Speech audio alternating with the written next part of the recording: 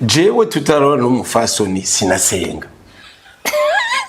urumva namaze imyaka 45 meze nk'umuhakanyi sinasenga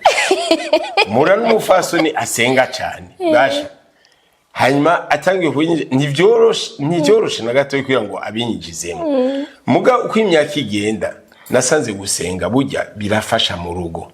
kuko yagize ikintu kibatera urumva gishwa kwa tandukanya canke mutumvikanyeko mukabanza mukacisha ku Mana nasanze nukuri kose babitwenge bavyemera reke kuvyemera nasanze bifasha gose abantu banzi kera ingene nari imeze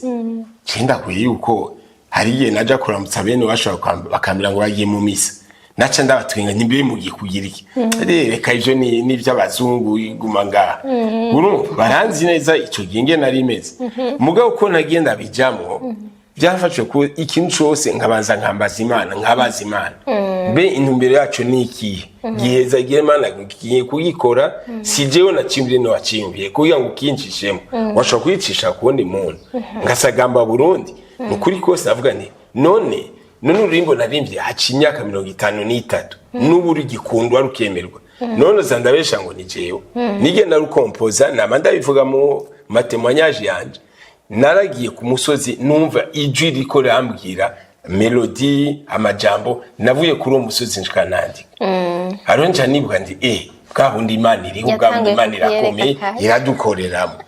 birafasha muri couple aho muja gusengera hose bamizima bumvikanye baba porotinumbaze ba katolika muga mukama mushimbere Imana nukuri kose je nico nobwira abantu musakiro